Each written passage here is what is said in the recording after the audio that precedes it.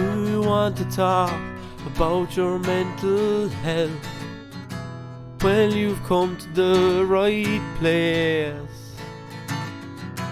I'm your host. You can call me Horse. Why the long face? Hello, and you're very welcome back to another episode of Why the Long Face, a podcast with me, Horse O'Keefe. I'm just going to get straight into it this week, lads. A few weeks ago, Mathew Perry passed away. Mathew Perry, of course, was known best for playing Chandler Bing on Friends, and it was a celebrity death that it hit me hard. It definitely hit a lot of people I know hard. I would honestly go as far as saying it hit the world pretty hard. And it's always a strange one when a celebrity dies, because, you know, a lot of us would feel upset, but we kind of don't nearly fully understand why we are upset, because we didn't know the person, or we only knew the person via a character that they played, or via music that they sang, or whatever the case might be. So this week I'm just going to talk about kind of celebrity deaths that hit me quite hard, and then kind of maybe just go into the specifics of why I feel like celebrity deaths hit us hard, and why it is okay to feel upset when a celebrity passes away. So I suppose in relation to Mathew Perry, just because it was kind of a recent one and it really did shake a lot of people, you'd struggle to find someone in the world who doesn't know Friends, that hasn't watched Friends. Even before streaming services, you know, Friends was always on Comedy Central. You know, like, no matter what time of the day you were flicking through, you could be guaranteed that there'd be an episode of Friends on. And they'd get to the end, they get to the last episode, and then the next episode would be the first one again, and they just keep going and keep going and keep going. Friends is one of those programs that is just universally loved and universally known. And obviously the whole program is a comedy, but you don't forget Chandler. Like, Chandler is kind of that, he's the comic relief within a comedy program, which is a tough thing to be, because they're all funny, the whole show is funny, but then he makes you laugh more. And I suppose with the kind of, with how much access we have to the internet now, and videos and stuff like that, whether it's TikTok or Facebook or Instagram Reels or whatever it is, at this stage we've probably all seen the bloopers and the behind the scenes as well. That man was funny on and off camera. That man was always funny. And I would honestly say that there's probably not a person out there who hasn't watched Friends or watched those videos of the bloopers and has not laughed at that man at least once. And then, of course, more recently he released a book where he went into detail about his struggles with addiction, and he's always been very vocal about it, but I suppose the book really brought a lot of it to light. And it's tough, and that in itself was tough, because you see this really funny person and you assume that they're fine and they're happy all the time, and then to find out that that's not the case, it does kind of hit you in your stomach. It does make you realize, oh fuck, that person was acting, that wasn't the reality that Mathew Perry was actually living in. And I assume, like most people, when we saw that he died, my first thing was, oh fuck, did he relapse? Did he do something to himself? Either way, it doesn't really change the fact that it's horribly sad that the man passed away quite young. And I'll admit it, I was crying. I had an old cry the day after. I didn't actually watch Friends, I didn't watch the TV show itself. What I did watch was the reunion episode, which is very emotional in itself, because these 6 actors are seeing each other for the first time in years and reminiscing, so that's already quite emotional. And then the added fact that, you know, this man is now no longer here. So there was all. I had a great old cry. I was slightly hungover, which probably didn't help with all the emotions, but I did, because it's sad. It's just sad. When someone dies, it's sad regardless. And it's a weird one, and it did get me thinking about discussing this on the podcast, and kind of sitting there and thinking about other celebrities who've passed away that have hit me quite hard. Obviously, you know, some of these you might relate to, some of these you might not, because we all have connections to different people, different actors, different singers, different whoever, for different reasons. And it's a weird one because there's two schools of thought on this for me anyway. There's celebrities who passed away who at the time it didn't hit me hard, but in the years since it has. And then there's celebrities who have passed away where it hit me hard at the time. So for celebrities who passed away and it hit me hard at the time, Taylor Hawkins was one. Now Taylor Hawkins was the drummer in Foo Fighters, and I remember specifically I woke up one Sunday morning ready to go to work. I had a message from Jambon and it was Taylor Hawkins is dead. And I was like, you fucking what? And any time I see anywhere that someone like a celebrity has passed away, the first thing I do is Google it, because there's obviously an awful lot of hoaxes and stupid trolls and stuff out there. So I always Google it to be sure. And sure enough, he had passed away from a drug overdose. And that made me cry. It genuinely did. I'm a huge Foo Fighters fan. There's a lot of Foo Fighters songs have kind of helped me through dark times. There's a lot of their songs that would have just soundtracked various moments in my life. I was lucky enough that I had seen them 2 years previous. I saw them live and it was honestly one of the best gigs I have ever been to. And the week before he passed away was the first time that I had watched Studio 666, which for anyone who doesn't know is basically a horror movie that the Foo Fighters made. Because they wanted to make a metal album, and then when they did, they were like, you know what, fuck it, we're going to make a movie as well. So all the lads are in it, they're playing themselves. Are they good actors? Absolutely not. Is it worth watching? Fucking 110% it is, because you can just tell that all of the lads are just loving their life. They're having such good fun making it. And the film had literally only come out, I would say, a month or two before he passed away. So that one definitely hit me quite hard. Because again, it's like, oh, that person is gone now. But also that realization that the band that I love, I will never see them in that capacity again. Yes, they have a new drummer. Yes, they will continue to tour. But that version of the Foo Fighters, I will never see them again. And I was so lucky to have seen them live when they were that version of the band. Another death that hit me quite hard was Jason David Frank. Again, for anyone who doesn't know, Jason David Frank was one of the original Power Rangers in the original series that came out. He was the Green Ranger and then the White Ranger, and then he went on to be the Red Ranger in like future series. He came back. He was the Black Dino Ranger in Dino Thunder when that series was out. He probably is one of the most famous Power Ranger actors that was there, you know. And even the name Tommy is kind of like, he's still going, like, as in the character is, there's comic books now and they've done like spin-off comics based on him. When I was a kid, I was obsessed with Power Rangers to the point that I wanted to be one, and I wanted to be like Tommy. I've always wanted to have long hair, and he had long hair, and I just thought that he was the coolest that you could be. Like, you don't get any cooler than Tommy from Power Rangers. Like, that was it.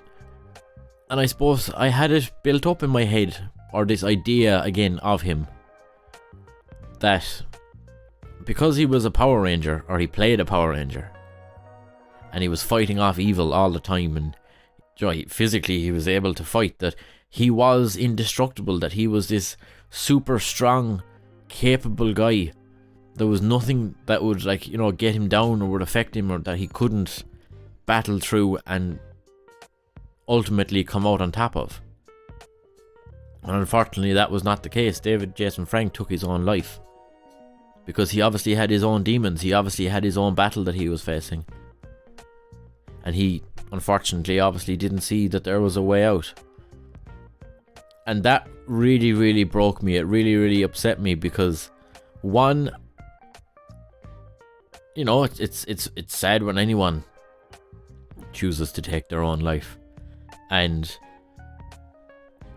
especially someone who, again, had a big part of my childhood, and again, this guy that I had this image of. And then I think that's also like a second reason for why I got so upset, because I felt like it was almost unfair of me to have created this view of this man that I didn't know, just based on a character that he played. And I felt like I was being unfair to a man that I didn't know. Now, again, I do overthink emotions sometimes, in case you hadn't noticed. And I'm pretty sure Jason David Frank didn't know that I had this viewpoint of him. I'm nearly 100% sure that that man did not even know that I exist, and that's totally fair. But it did just get me thinking on the viewpoint that we have on celebrities, or specifically celebrities who are famous for kind of predominantly one character. And then, like I said, there were celebrity deaths that didn't necessarily hit me at the time, but have hit me since. So, for example, Robin Williams would be one. Now, I can remember when Robin Williams died, and this is gonna sound made up, and it's gonna sound a bit fucking mad, but I specifically remember I was at my aunt's house, and I was watching Night at the Museum, and Robin Williams plays Teddy Roosevelt in that. And I remember watching it and just thinking, Jesus, Robin Williams must be pushing on a bit now. And then the following morning I get up and he's all over the television, and my mother tells me that he's dead. And I was like, oh fuck, did I do that? Is that something, is that a power I have? Oh shit. Because obviously I was quite young at the time. And I didn't fully understand, I just knew that he was dead. I didn't kind of go into the details of what happened or why he died or how he died or anything. And I also hadn't fully got into my mad love for films and stuff yet. So like I knew who he was. I knew he was like, you know, he was Mrs. Doubtfire. He was the guy from Flubber. It wasn't until years after that where I realised that this man put his heart and soul into cheering people up, doing comedy movies and doing stand-up comedy and like stand-up comedy for the troops and all this kind of stuff. And then the more I looked into him and the more I realised about him, and then realised again that he had also passed away from suicide, it just hits hard. Again, someone who seems so happy and all they want to do is make people happy, but on the inside they are obviously not happy themselves. And I actually watched one of his movies the other night. I think I have spoken about it on the podcast before, but it's called World's Greatest Dad. And without kind of going into too much detail, it's a dark comedy. And in the film, Robin Williams' character's son dies by suicide. And there's kind of a whole turn of events and basically towards the end, Robin Williams' character ends up on television, kind of like on, it's like the equivalent of Oprah or This Morning or some one of those shows. And the bit in that hits me the most is the fact that at one point he's like, can I speak to camera? And he looks straight down the camera, so Robin Williams is there staring directly at you. And Robin Williams says, suicide is a permanent solution to a temporary problem. And every fucking time it breaks me. I've seen it I don't know how many times, and every time I get shivers. I've even gotten a shiver now just thinking about the scene.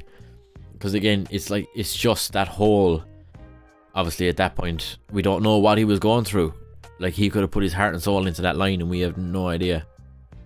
I think Robin Williams is definitely one that a lot of people around the world felt, and I did not understand the gravity of that at the time, but it has definitely hit me since then. And I suppose this last example, it's not, I suppose, as strictly like the other ones. This is a lot more of a personal one. Heath Ledger obviously passed away quite shortly after he'd finished filming of The Dark Knight. I'm a huge Batman fan, and I'm a huge movie fan, and I'm a huge Joker fan. And when I watched that film first, he had obviously passed away at that point. And I was genuinely blown away. I don't think I had actually seen a Heath Ledger film before that. And I was genuinely just blown away. It was the first time that I ever remember watching a movie where I was like, fuck, I want to do that. Whether that's in like an acting capacity or a writing or directing capacity, I was like, I want to do this. I want to make characters like that. I want to be a character like that. That is fucking phenomenal. Because you don't, like, that's one of those cases where you don't see the actor, you just see the character. You know, sometimes you're watching a movie and you're like, oh, that's Matthew McConaughey playing a detective, or that's Matthew McConaughey playing a gangster, or whatever it might be. But that is, that's the Joker. There's no Heath Ledger there. That is just Joker. And it's just fucking phenomenal. And then, obviously, I kind of started learning about method acting and the fact that he got so into the character that it ultimately... Now, again, this is totally hypothetical, that I feel like the method acting that he went through to become that character was one of the things that led to him choosing to take his own life.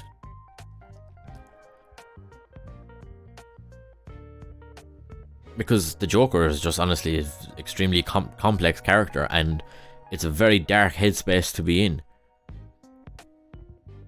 And that is something that has always stuck with me. Not strictly because necessarily that the way he died upset me, or the fact that he died upset me. It's the fact that someone got so into their job and so into their role that they ended up losing themselves within that. So that's why I say that it's kind of slightly different to the other actors and stuff that I've mentioned. And now, don't get me wrong, it is extremely sad that he passed away. But it also, in a kind of weird way, fascinates me, like the headspace that he must have kind of been in. Or the headspace he was in before the character and after the character. Now again, that's probably a very weird viewpoint to have on it, and that's totally fine. This podcast is all about me talking absolute shit and talking my feelings out, as well as me helping you learn about yours and discuss yours. So before we kind of dive deeper into the whole mental health aspect of people dying, and before we get into the nitty gritty of why it is I'm talking about this week, we're going to break it up. We're going to take a small little detour, and we're going to have movie of the week. I watched the film this week, I ain't gonna talk about it. Movie of the week. So I'm fully aware that it's November, and that's totally fine. But I did watch another horror movie, and I want to talk about it. I had mentioned that over the course of kind of October, I watched a couple more horror movies in essence of it being Halloween, and I'm trying to push myself out there a small bit, trying to try new things, So the last one that I watched was It. The first It. Not the very first It, not the Tim Curry It. The new version of It, but not the second one, the first one. I enjoyed it. I'm gonna say it so many times now that it's gonna lose all fucking meaning. I enjoyed It, the movie, and I enjoyed it as a film. Fucking hell. All the actors are really good. I think it's hard when you're casting a movie where it's a predominantly like a child cast, and they all did a really, really, really good job. Bill Skarsgård does an amazing job, and it is weird because I suppose there are elements of it that actually are kind of funny. Like, I found myself laughing. I don't know, was that the intention or not? I know he's a clown, but he's also a demon clown or an alien clown or something. I don't know. Apparently I need to watch the second one to fully understand the first one. But it was quite good, and it wasn't too heavy on the jump scares. To be fair, it was a lot more, the way I looked at it or saw it was like, it's not necessarily scary for adults. That's why it wasn't jump scares. Like, the things kind of came out slowly, or you saw them, they were there in front of you, they just appeared, but it wasn't like a jump scare. Because it wasn't necessarily scary to the adults, but it was scary to the kids. And I think that they did a very good job of kind of capturing that yeah, fair enough, these things might not necessarily be as scary if you're an adult, but to a child, fucking hell, they're fucking horrendous. Like, I'm also very glad because I am fully aware that it's a Stephen King, based on the Stephen King book, and Stephen King did a lot of cocaine and is a bit of a strange man. A genius, absolutely, very talented writer, yes, but also quite strange. So again, for anyone who doesn't know, here's a little fun fact about the book version of it.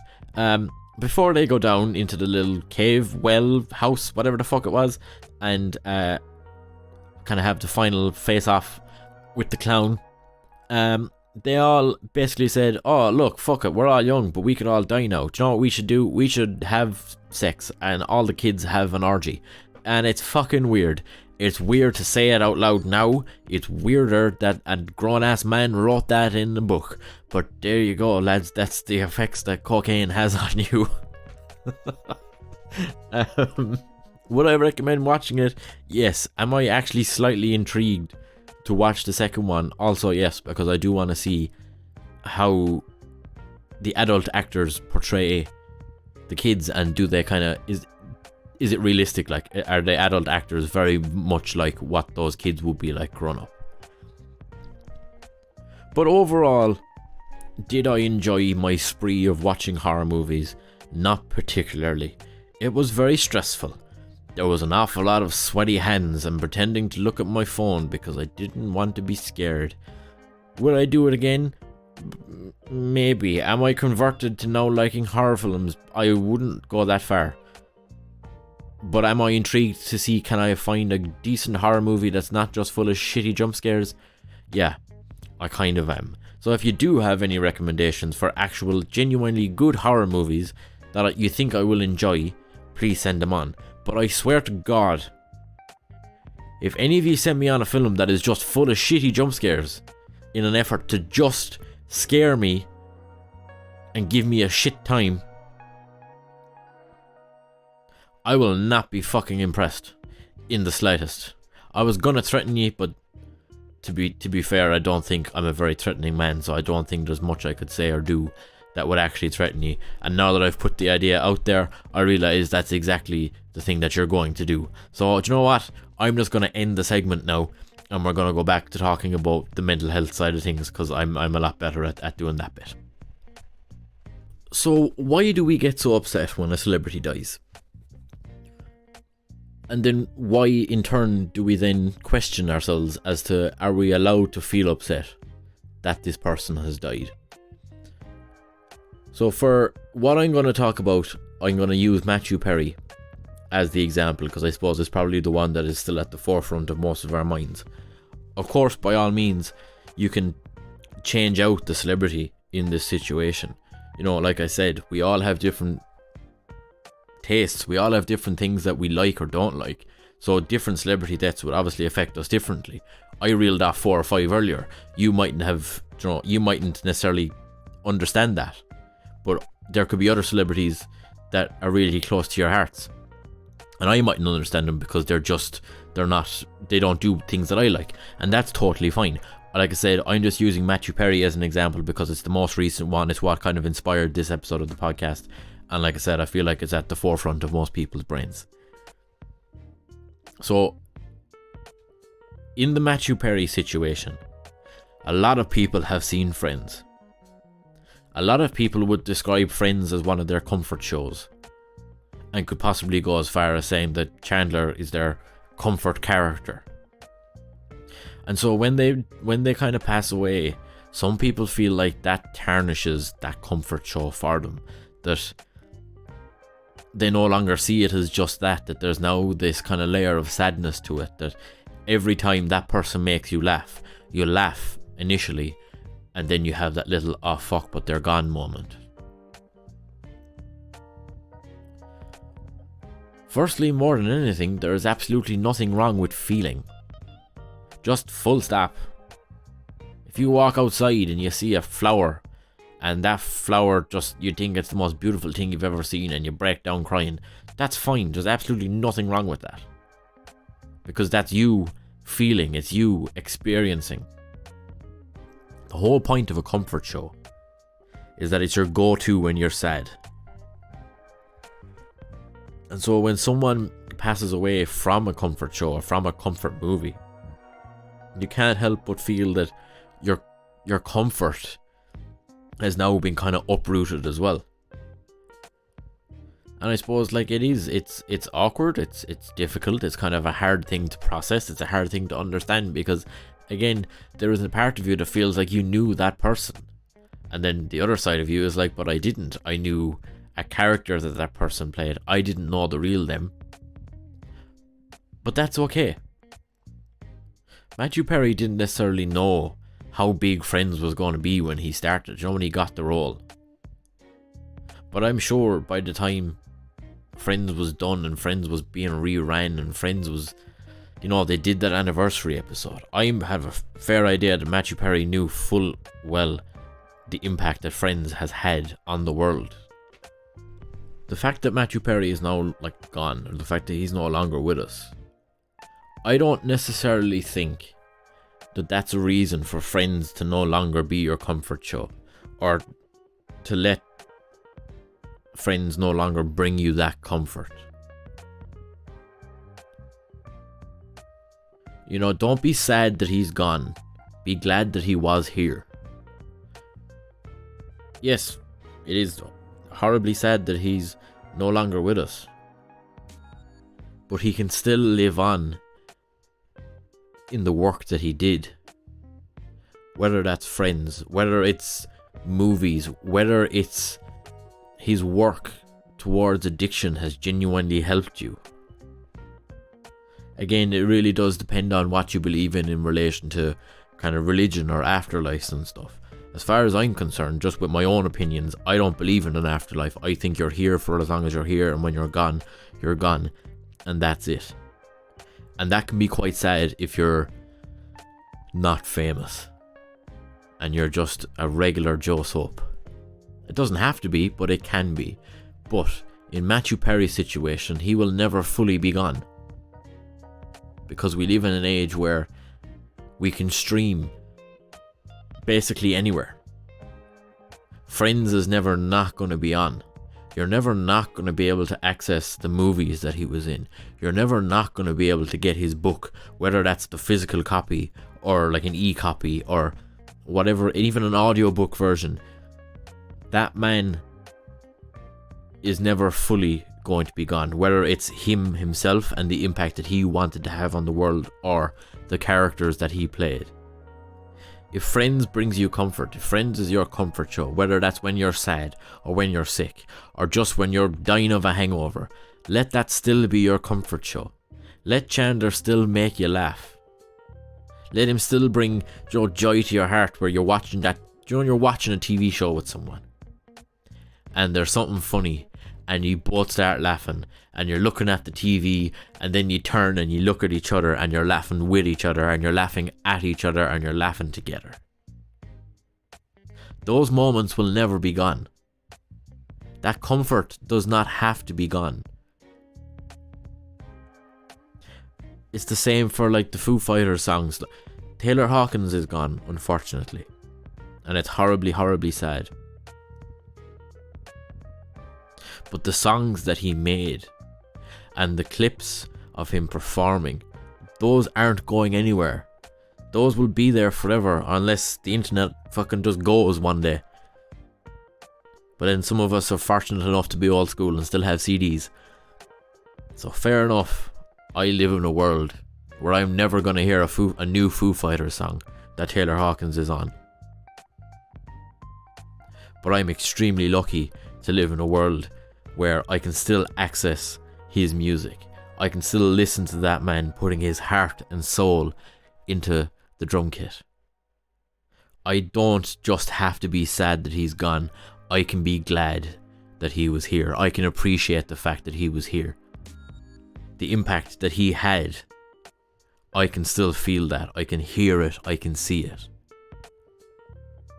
Very, very same with Robin Williams. Robin Williams will never make a new movie. But if I'm having a shit day, I can sit down and I can still watch Mrs. Doubtfire, and it still makes me laugh as much as it did the very first time I saw it. Am I sad that he's gone? Yes. But am I glad that he was here? Fuck yes, I am. And you know, this doesn't just necessarily go for celebrities. You can take this and apply it to your own life, to people that you know. There's a lot of uncertainty in life, lads. There 100% is. One thing that is certain is death, unfortunately. And I'm not trying to be morbid about it. I'm just saying, we will all have to grieve at some point in our life. There is not a single person out there that will never ever have to grieve. And there's a very, very good reason why there is not a book on grief. Because if there was, whoever wrote it would be a fucking millionaire. Grief is one thing that is so fucking hard to define. It is so hard to talk about. It is so hard to even understand because it's such an individual thing. Me and you could both lose someone in the exact same way, and we'll feel totally different about it. There might be crossover in the emotions, yes, absolutely. But will we experience them at the same time? No. Will we experience them in the same volume? No. And again, lads, it's like everything else I say, it's a lot easier said than done. But at some point in your grieving process, just possibly try and think, or at least dance around the idea that yes, it's okay to be sad that they're gone. But I don't always have to be sad that they're gone. I can try and eventually get to a point where I can replace that sadness with being glad that they were here. Because just like Mathew Perry will live on in the TV shows and the films he was in and the book that he wrote, someone that you lose will live on forever in the memories that you have of them. You might not be able to create new memories with them, but you can replay the old ones in your head for as long as you want. You effectively have your own streaming service in your own head, in your brain. That's what your memories are. Do you have a question or a topic you wanna talk about? Here's your chance, it's straight from the horse's mouth. I think this week, this segment, more than any other week, really sums up everything that I have just spoken about. In that, you're getting a lot of individual cases of celebrities passing away that affected people. Not all of these have affected me, not all of these will affect you, but it just goes to show how different people feel different things towards different people. I know that might seem like something that's inherently obvious, but not everyone understands that. So firstly, Jambon himself. Jambon said that Steve Irwin's death really, really affected him. He was only like 8 or 9 years of age, but he specifically remembers bawling his eyes out when he found out that man died because of that fucking bastard and Stingray. We had someone said Tupac. Genuinely, honest to God, when Tupac died, it really affected this person, and that is totally fair. She didn't necessarily write in. I don't even think she fully knows what a podcast is, but I can remember my grandmother being very, very upset on Stephen's Day when Joe Dolan died. Has Joe Dolan had a massive impact on my life? No. Did he have a big impact on my grandmother's life? Clearly he did. And again, it just shows that just because I don't necessarily relate to it does not mean that other people don't. Now, again, you could have listened to this whole entire episode and be like, Horse, I've never in my life been impacted by a celebrity dying because I didn't know them, so how would it affect me? That's also totally fine. I'm not here telling you that you're wrong or that you're some sort of psychopath. You're not. Different people feel different things. It's probably the biggest thing to take away from this whole episode. You're entitled to feel regardless of how well you know someone or don't know someone. You're entitled to feel whatever the fuck it is that you want to feel. If you make a dinner and it's the nicest thing you've ever ate, to the point that it makes you want to fucking tear up, then tear the fuck up, because it doesn't matter. Emotions are emotions. They're there to be felt. They wouldn't exist if we weren't supposed to feel them. So I do hope that something I have said has kind of stuck or landed, whether it's that just feel what you want to feel, whether it's that notion of don't be sad they're gone, be glad that they were here, whatever it might be. I hope something has stuck with you, as I do every week. And regardless, even if you're only listening to this last minute, the most important thing, and the most important thing I say every single week, more importantly than anything else, mind yourselves.